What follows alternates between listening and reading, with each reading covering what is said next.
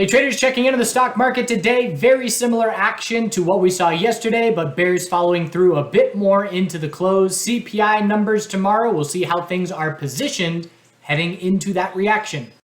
All right, fairly quick check-in here. Not a ton of stuff to update. We have further daily consolidation, bears following through, and we had a very similar day today like yesterday, where we had yesterday bears controlled the morning with a quick, fast, hard dump.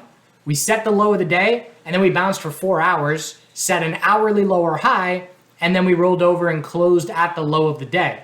Today, we had a little pump first thing, then the fast, hard dump, then the multiple hour bounce to an hourly lower high, and the end of the day, a lot weaker, flushing to lower lows. So very similar, just different magnitudes of how it played out. But in terms of timing, morning dump, multiple hours of hourly bounce, lower high set, it was very similar. Hourly downtrend remains our guide. Going to be looking for an hourly lower high to be the result of a bounce from here. Looking at the futures chart, CPI numbers tomorrow pre-market are going to dictate short-term direction. If it's a bearish reaction, we're going to be looking at our daily support levels. So SPY right now can drop 2% tomorrow in from where we closed to the reaction of the CPI numbers and still be holding daily support. So I'm watching that daily support very closely. And of course, if it's a bullish reaction to CPI numbers, we've got resistance from the last couple of days. And I'm looking towards that financial sector earnings Thursday, Friday getting kicked off as an important event as well. So NASDAQ following through for the bears, lower highs, lower lows. There we go on the futures, QQQ. So I swung SQQQ and LABD from yesterday into today, and I attempted to add SQQQ on the morning, but I started to scale in too early, and because I already had some decent bear exposure, I had to stop out right up near the high. And it's the kind of thing where as I stopped out, I was live streaming and said, I don't want to stop out on this position at all. We are likely near at least a temporary top, but it's the kind of thing where I have to limit risk, because what if that shoots up to 293? Then my loss is multiple times, probably twice as much as it is if I exit at my stop loss. So in the end, it worked out thanks to LABD, which we'll look at in just a moment with biotech sector weakness. But I went from being positioned to have a really good day to just having a good day, and that's okay. So there was a mistake there in terms of just a little bit too early scaling in.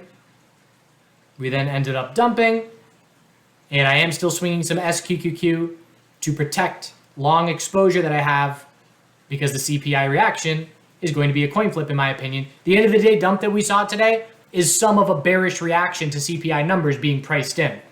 Everybody rushing to the exit, everybody shorting into tomorrow. We'll see what the reaction is. Semiconductors held on pretty well, and growth names held on well today as well. We'll look at those in just a second, but SMH, low of yesterday, held. Well, it was a double bottom by 7 cents. We broke it by 7 cents, but essentially pretty much the same day today as yesterday. And we're scouting a daily higher low, anything above 189.94. We can pull back 5% and still be looking for a daily higher low. So again, I keep pointing out that data, because even if it's a bear reaction to CPI initially, doesn't mean it's game over on the daily charts. We can still form tightening daily charts even with a bearish reaction. Tesla got some bear follow through, but anything above 648.50 is a daily higher low. Hourly tightening range into the close. Bulls need to confirm the hourly trend change back in their favor if a daily higher low is going to be shaping up. Healthcare, notable weakness. So this is our lead bull major sector, and it's showing us the second weakest day in the last month. So what bears are hoping for is that the captain of Team Bull, as far as major sectors are concerned, is going to roll over and join Team Bear with weakness. So we're watching daily support of 126.17. Even if we hold that level initially, there'll be a potential head and shoulders to be watching for. But again, I don't trade the healthcare sector. It's just a piece of the puzzle, and it is a component that gives me information when analyzing the broader market. And so if it does go from captain of Team Bull and join Team Bear, it's going to be notable to me. And if we just form a daily higher low, it will stay on Team Bull. Financial sector, real strong morning, gave it all back. Just a tightening daily range into the earnings reaction at the end of this week. I care most about 30.85 and 32.34 as levels. As far as I'm concerned, if neither of those are breaking, then we're remaining within this tightening range and nothing is changing. IWM, further pullback, looking for a daily higher low. Again, anything above 166.73. Keeping the hourly downtrend intact. The hourly downtrend is our short-term guide. Just like I was a bull as long as the hourly uptrend was intact last week, I'm a bear as long as the hourly downtrend is intact this week. Biotech sector, look at that daily chart. The correlation shifted so massively today. The volatility is so great on this instrument with the leveraged ETFs in both directions, extremely liquid. So we pulled back to daily EMA 12, hourly oversold conditions. That hourly RSI was down in the 20s. 15-minute RSI got down right around the teens, and the 5-minute RSI was down in the teens. So I exited my LABD swing. I forget exactly where I did it, so I don't want to try and guess, but exited in 2 positions and did a really good job with my exits as far as almost near the lows and getting a solid win from that LABD swing. And then I did flip long and I entered LABU at 770. And there was definitely a lot to be desired with how quickly I sold it. So I look at this bounce and I say, man, I could have made so much more if I just held some of that bounce. But in the end, I know I'm not looking for a longer term trade with CPI numbers tomorrow. I entered the trade just for a 5 and 15-minute oversold bounce. That was the entirety of my game plan. And so entered at 770, exited half.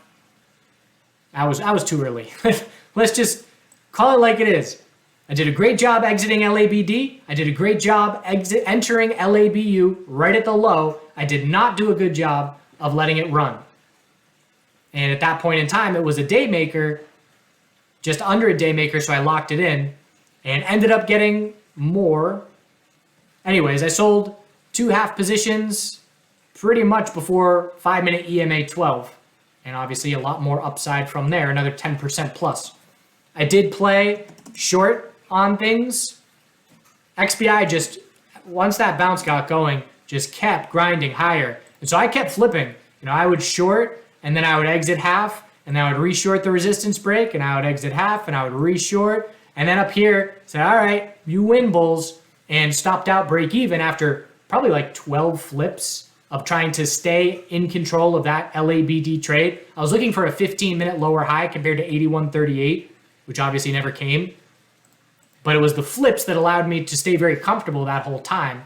Then, into the end of the day, 81.80 was a triple bottom of support. And once that support broke, there was a nice quick little day trade there.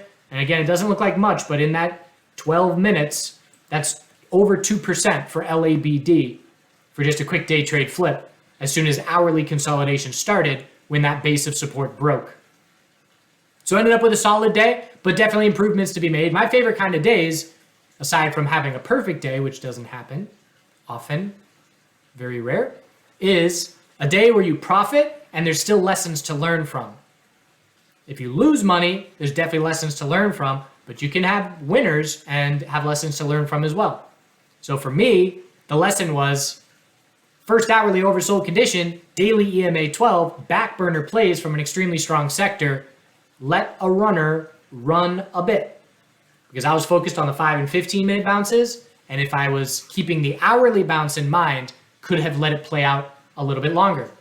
So fairly flat heading into tomorrow. MSOS, still have a partial position here. Just keeping an eye on it. Again, my break even at this point from selling into that initial bounce is somewhere around 10.20 or so. Can the bulls pull off an inverse head and shoulders? And again, growth showed a bit of relative strength today. So one of our weakest sectors, USMJ, green, ARKK, also holding up well. Growth names have these daily rising wedges to be keeping an eye on, but ARKK, QQQ and SPY into the end of the day did this and easily broke the low of the day. And the growth names that formed an hourly high or low clearly stand out stronger. But look at these daily charts on ARKK, PLTR has one, So just be aware that if you are watching these growth names, there are potential rising wedges that we do need to be keeping an eye on. CRWD was another one. It's right on that support line.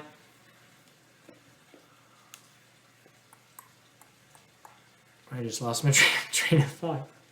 Video's almost over here. Dollar bull still in complete control. 4-hour higher low EMA 12 support.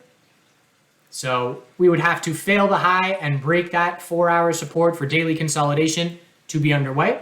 And we would certainly scout a daily higher low from there. The metals are still not doing a thing as long as the dollar bulls are remaining strong. They're grinding near their lows. Oil, right down to my downtrending support line, testing 95.10 support. Big daily lower high set. Inventory report tomorrow will probably dictate whether or not a bear break gets any follow through or whether we bounce from here. Natural gas, that 4-hour rising wedge from the video yesterday certainly played out in a big way. Huge drop. And the leveraged bear ETF from the market open went up something like 20%. 11% drop. Daily shaping up for potential consolidation. Just looking for an hourly lower high to be the result of this bounce. And bulls will have to shape up a daily trend change back in their favor for a weekly bounce to see follow through from here. So pretty straightforward. CPI tomorrow and financial sector earnings Thursday, Friday. CPI is going to dictate whether we keep pulling back towards daily supports on a bearish reaction or we start to try and shape up daily higher lows on a bullish reaction. We certainly know some names are positioned better than others. XBI definitely positioned better than others with that big dip buying we saw today. Interesting that growth held on. Again, highest risk, highest reward. Interesting that growth would not sell off into CPI. But we'll see what the reaction gives us. We'll use those hourly downtrends as our guide for short-term action. Once they change, daily higher lows will be shaping up. Burden still remains on bulls on daily charts, certainly. And I hope you have a great day. Do good things. We'll see you tomorrow.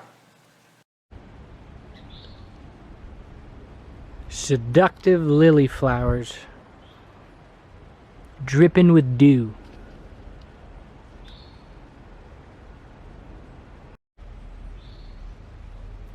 We're at the time of the season where we just let everything overgrow because there's no keeping up with it.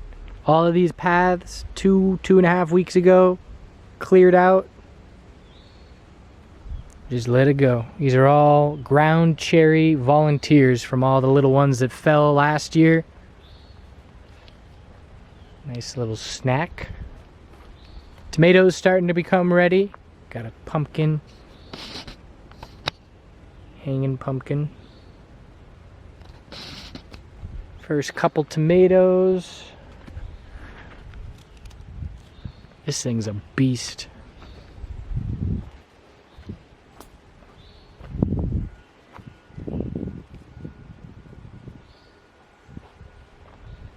Planted a whole bunch more flower seeds where I cleared out garlic and other things. That's about it. It's real hot.